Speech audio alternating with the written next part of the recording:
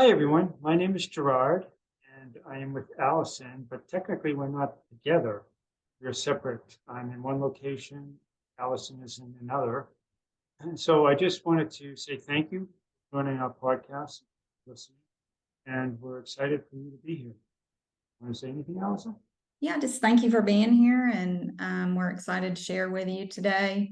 It's a little different. Gerard and I have never done this separate from one another, so hopefully it'll turn out well for you, and you'll be able to hear us well. So Gerard? We're going to address cognitive trauma to the brain. Is that what we're going to talk about today? Yeah, exactly. We're going to just give an overview of how trauma impacts the brain. Mm-hmm. And then, I think as we had discussed prior, we're going to go to the generational mirroring after that, which is a really good topic. And I think that it's very important for us to just kind of reinforce and to bring clarity to how things work out. So I'm just going to ask this question: how does trauma impact the brain? The symptoms of trauma can present in many different ways. They can be short and long term and grouped into four main categories: cognitive, which is thinking; behavioral, things we do; physical; and emotional. So I'm just going to give an overview of what happens in the physical aspect of things. It would cause excessive alertness, on the lookout for signs of danger, easily startled, fatigue and exhaustion, disturbed sleep, and general aches and pains. When we get into the cognitive section of it, it's intrusive thought, excuse me, one more time, intrusive thoughts and memories of the event, visual images of the event, nightmares, poor concentration and memory, disorientation and confusion. Again, that's listed under cognitive. And as we get into the behavioral section, it's avoidance of places or activities that are reminders of the event, and their social withdrawal and isolations, loss of interest in normal activity. And another thing, just briefly, is that with cues that just trigger things, it could be smells, it could be things of that nature too, that will come into the behavioral section. And then finally, for the emotional part of it, we have fear, numbness and detachment, depression, guilt, anger and irritability, anxiety and panic. So as we discussed this many times before in the other podcast, we want to reiterate too that all of these symptoms that we're seeing, we see that the trauma has impacted the brain. So as we're in interpersonal relationships, when you are dealing with people who are going through these things, we can see the underlying things that are causing this, their behavioral issues or whatever whenever you have those interpersonal relationships and the things that just aren't right, or you see behaviors like this exhibited, that's a telltale sign that there's underlying issues to that. And that's where we come alongside people and just love on them in a way that just, shows the love of Christ through us, and that we would be able to just listen to them and just help them through these things. Any thoughts, Allison? Yeah, I was just going to give an example of, easily being startled. If a balloon pops and it's loud, or if you hear a loud crash behind your house and it's just a random thing, or somebody just walks in the room and touches you and you had no idea they're there. I mean, just easily startled. And an example of someone, let's just say, and I know because this has happened to me, I've a couple of people in my life who've been in severe automobile accidents. And so if I'm driving, they are very, very fearful of if you're not stopping at the rate that they would want you to stop, or if you're moving over when they wouldn't want to move over, or if someone comes closer to your car than they're comfortable with. It creates anxiety and fear and a response from them that, people grab the dash, they're raising their hand, they're holding on, they're doing all this stuff. But for the driver, when that happens, it may also be creating a trigger. in their life because of what they've been through, because we said we've all been through stuff, right? So, like, for me, when I was learning to drive when I was 15 years old, it was not a great experience. And my dad was really doing the best that he could, but he was always very, uptight and holding on and telling you to do it a different way. So every time that happens with me, it creates something in me. And it's interesting because we've all got these things going on, but when we can recognize them in one another, I think we can work through them a little better with one another. I just wanted to share those examples because I think they're good and they're things we don't think about. Yeah, it's everyday life. That's Yeah. really good. I'll finish up with, kind of follow up with what you're saying. So the question we would ask is, what the statement we would say is trauma is any stressful event that is prolonged, overwhelming, or unpredictable.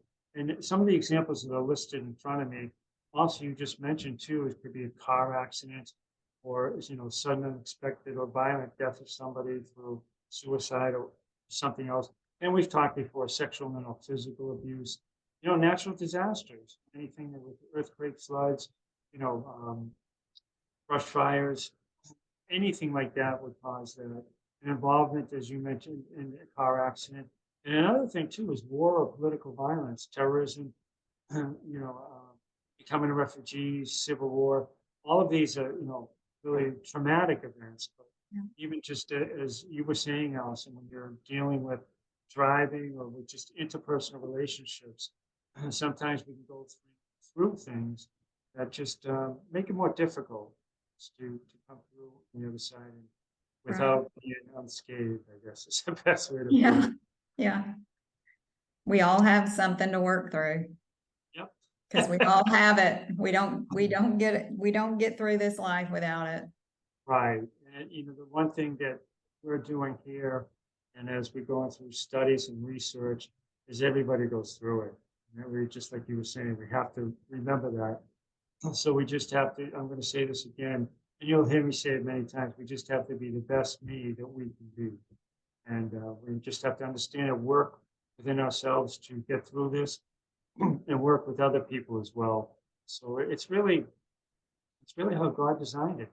Again, if we just go back to how the Lord has designed interpersonal relationship, each of us helping each other, and our strengths will help other people's weaknesses, and other people's strength will help our weaknesses. So I brought that in as well. Yeah, it's great. So where would you like to go from here? Well, I don't know if you want to talk about, I was thinking about how you can heal from this in terms of how Dr. Perry has addressed some issues with the children, not just some. He is amazing. He's an amazing doctor and has worked with traumatized children. And I believe we mentioned him in our last week's podcast, but there was one specific story, I think, that, the boy who was raised like a dog. You want to talk about that story and just Sure. kind of share how he approached that, what approach he used? Well, one of the things before I start out is that Dr. Perry is a great psychiatrist, but he also has a wonderful gift and ability to understand the mirroring aspect of what people, caregivers, what they see from their previous upbringing. So if they see what's mirrored, that's what they mirror to the other generation. So, excuse me, as we move forward with that, Dr. Perry, in that particular story, we had to stick with honor on this. Justin was really amazing. A child that was neglected from such an early age. Do you want me to go into the story, or do you want to just kind of get into the mirroring aspect? Maybe just get into the mirroring aspect, but bring a little bit of the story into it, just so that people can see that how that mirroring happened. Sure. So it's Dr. Perry, what he's really teaching all of us. And so many other people through research have come to follow up with what he has suggested as well. And that is to, when he goes into a situation of his, his counselee, he will make sure that he takes the time to look beyond what they're going through. He looks at um, underlying behaviors, or it could be underlying things such as a different story, such as cutting or self mutilation. But anyway, he gets the investigation started right away. And the reason for this is because he wants to get to the bottom of why people are experiencing some of the things we just mentioned, the impact of the brain from trauma. And it's just what I love about it, he does it in such a loving way. For example, with Connor, he saw things that were difficult to see. He was actually neglected. We'll go a little bit into it. He was neglected from a very early age. He was left alone quite a period of time during the days when he was from 8 months old, or 8 weeks old, excuse me, to 18 months. And so as what what happened there is the mother and father, they moved to a different place. They had the child, and a lot of people, they had daycare, and their daycare needs, because the mother had to go back to work. They had a business, and they both had to work to build a business. So she left the child Connor with her cousin, and who needed a job, and it seemed like a good fit. But anyway, unbeknownst to the parents, the cousin took a job in another place, but she still go there in the morning, feed Connor, and then move forward to her job and do that for the day. Come back, say around noontime, and then change him, feed him, and then go. Just before they would come home from work, she would do it again. So Connor was there a long period of time without any attachment, attunement, any interaction with people, all by himself. So this led to a lot of issues that came about from that. And again, Dr. Perry's excellent way, and his team as well, is to, again, get to the underlying issues. They were diagnosed, Connor was diagnosed with so many different things from other therapists, but the importance of looking at the history of it and seeing the mirroring of what happens and how it happens is very important. I don't know if you want to add anything at this point, Allison. Well, yeah, as I think about him and like you just said, what happened to him and how do we help it, and how Dr. Perry addressed that with him, and how initially you said he was diagnosed with all these different things, and we are so quick, I think, to look at certain behaviors in our children, whether they can't focus, whether they, so many times children get diagnosed with ADD or ADHD.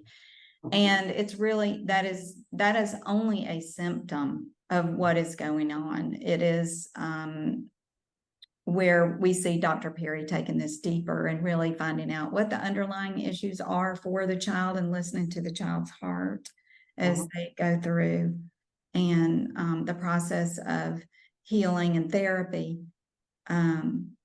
So yeah, I wanted to add that because I think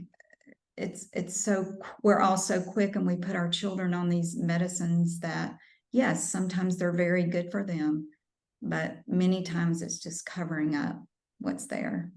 That's great. That's an excellent point. Thank you for bringing that up. Because that's the other thing with Dr. Perry. He's not into labels. He's not into diagnosing the DSM. He sees so many different things that a lot of therapists don't see. And I know they're trained. It's not that they're not evil or trying to do it in a way that is destructive, but unfortunately it can be. Yeah. Dr. Perry has a great way of showing what happens when you get to the heart, when you listen to the child, and when you see the behaviors. And then the other thing too is mirroring. So he goes to the parents to sit down, and again, he does this in love. He does this to find out what the underlying issue is. It's not a blame game. It's about finding out how the parents were able to, how they were mirrored from their parents. And it's a generational thing. We can't, state that enough, how important it is to understand the generational aspect of things. When you are, and I know that with me and with Allison, even before we came to really know this, we understood that whatever happened stopped with us. And these are things that we have learned, and we've been able to, follow up with the research. And when we get the affirmation from people like Dr. Perry, Discovering Mercy, our research and our education coursework, it's just amazing to understand that we're all human. And as you go to the heart of any issue and you go to the heart level, to listen to the heart of the people we're dealing with, particularly children in this aspect, but we also bring it into the adult aspect. Something, Allison discussion just prior to the podcast too, is that not only does it happen with children, but with the adults, because with the children, thankfully, Dr. Perry was able to help these children that were in very difficult needs. And it was just exciting to see Connor's story, unfold, and how with the proper dedication, proper understanding. Gerard, still- I'm going to interrupt you for just 1 second. I'm sorry. I just want our listeners to be able to hear everything you're saying. So if you just repeat your last couple of sentences, that would be awesome. Thank you for telling me. Yeah. Anyway, what I was saying was that with Dr. Perry, as he has pointed out, it's the hard issue, and we just want to make sure that we understand the mirroring aspect of things, and we get into the generational aspect. So it's really just investigative work, as I've mentioned earlier. But also, we're talking about Connor here and the story of children, but this also happens with adults. So as people who have suffered trauma and complex trauma haven't been, haven't actually had that process with the unprocessed emotions they have, as they become adults, this still happens within adulthood. So again, what we have to do as counselors or caregivers, pastoral counselors, is to listen to the heart of the person and just get in there and just work with them. Again, we're all equal. It's not like we're sitting in a chair that we're above. No, we're all equal. And that's what they look for. These people who have suffered from trauma, trauma-based mind control, and other things, is that when you are working with them, they see things and they really can look and see if they can trust you. So we come alongside them, listen to them, delve deeper in a way that it's not intrusive, but let them really come out and try to draw it out of them, but be able to understand the right questions to ask. And again, it's just to work with them come alongside them and just show them the love of Christ as they're trying to process these unprocessed emotions. And so I think Dr. Perry does a great job as we're outlining for children, but again, we can bring that into the adulthood and still do the same thing. Any thoughts?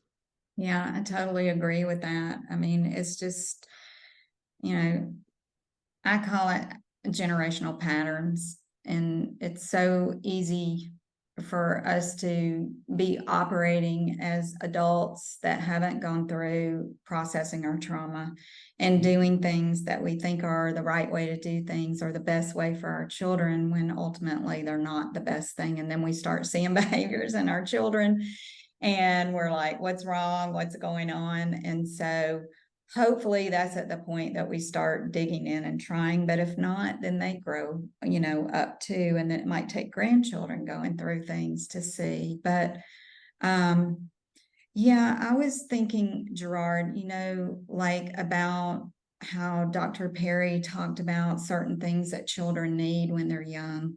And I just loved how he talked about, we need patterns, we need rhythm, we need all of these things in our lives. And I was at a birthday party yesterday, a Spider-Man birthday party, and there were all these young moms there. This was a party for my 4-year-old nephew, great nephew. And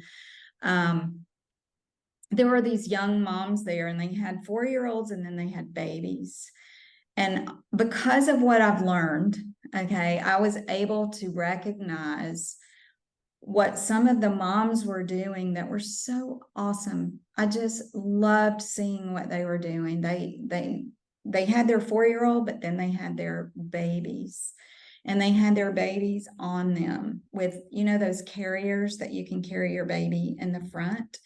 And so they may be standing there having a conversation with their friend, but with their baby, they're rocking in a rhythm and they're patting their baby. And we don't even realize the value and the power of that right there that is happening in a child's life, and how it can help them be healthy children in the long run.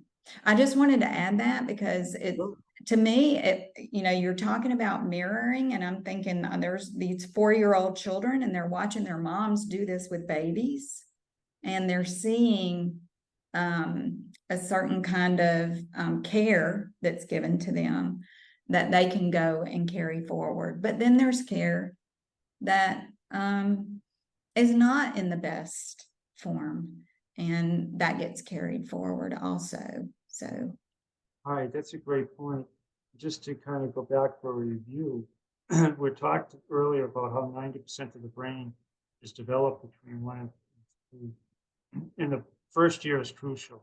So if the baby has the mirroring they see of the parents cooing, or like you were saying, just holding them, and then as they cry, they can they see that the parent, if they need something, they see that the parent is attentive and takes care of their needs. So their mind is growing, and that creates just a very, very healthy way for them to be able to just grow and just understand that there is a caregiver who cares for them and loves them. And that just, like you were saying, Allison, just really helps with, as they get older, to understand that they're loved, wanted, and that creates such a healthy connection with the parent caregiver that it just really helps to bring about a very healthy part of relationships. So they see how relationships are as they're growing up in this type of environment, and they create healthy relationships with other people,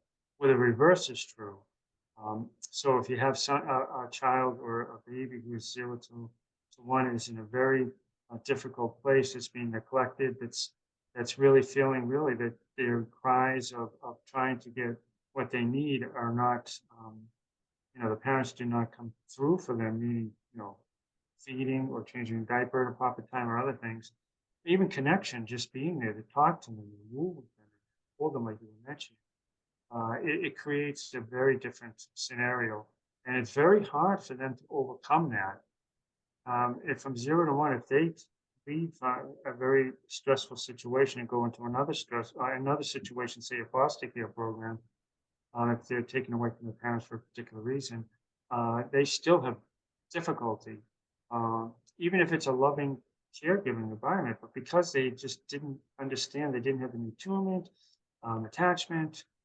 It just leads to a very difficult time as they're growing up, and it stays with them pretty much for their life if they're not diagnosed with.